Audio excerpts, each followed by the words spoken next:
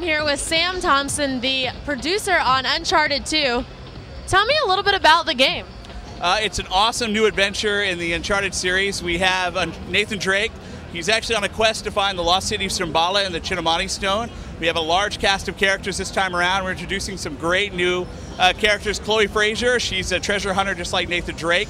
It's going to be an awesome addition to the cast. We have multiplayer for the first time in Uncharted. We have co-op. It's just an amazing story-driven adventure. And how has the storyline progressed since Uncharted 1?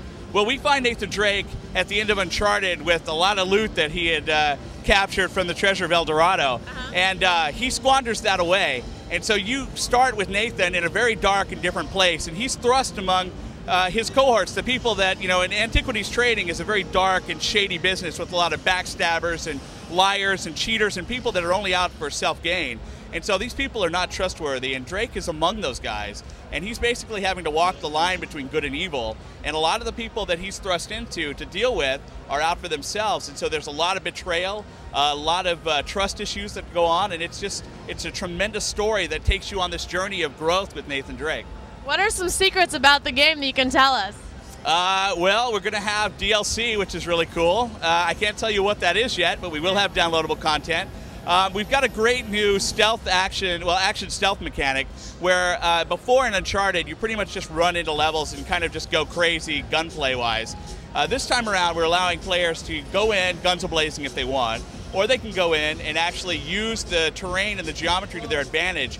You can cover, stealth around objects, pull enemies off balconies, rooftops, pull them around corners, use all the geometry and the terrain to your advantage to get the jump on your opponents. You can drop down from above them and drop onto them, all sorts of things, and it doesn't alert the enemy. So our AI system is vastly improved. They're looking for their buddies this time. They have a self-awareness system, so if you're in line of sight, they're going to know that. If one of their buddies disappears, they're going to go, what the hell happened to that guy? They're going to go looking for him. So if I fire in that corner, they're going to go look where that noise came from. I can stealth around now and use that element of distraction to get the jump on guys. So a whole new level of gameplay that we've never had before.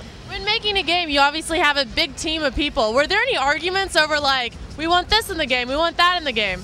Absolutely. All the time. It never stops. And what were you guys arguing about? Well, Uncharted is a little bit different because it's such a story-driven adventure that a lot of people have differences of opinion in terms of how they'd like to see the character grow. One big example is, like, who do you want Drake to end up with in the end? Do you want it to be Elena or do you want it to be Chloe? That's still a debate that I can't answer, but, you know, so one side won. I just don't know who it is yet. You don't know who it is? Well, maybe I do. I don't know. Maybe he does. I can't say anything. There were such amazing graphics in Uncharted 1. Can you tell me a little bit about the visual fidelity in Uncharted 2? Absolutely. Uncharted, Drake's Fortune, I think really set the bar in terms of interactive storytelling and really immersing players in that experience.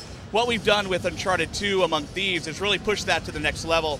We're optimizing most of the power of the SPUs now to offload a ton of the processes to really deliver a level of detail that hasn't been seen in video games. We have a great wealth of visual fidelity that we carry between our in-game cutscenes, our cinematics, and our actually in-game gameplay that's consistent, so you never see a change. We use the same model for gameplay that we do for our cutscenes. It's all the same stuff, so it looks and feels perfect. It's like a movie come to life on your PS3. When can we expect this game to come out? Fall 2009.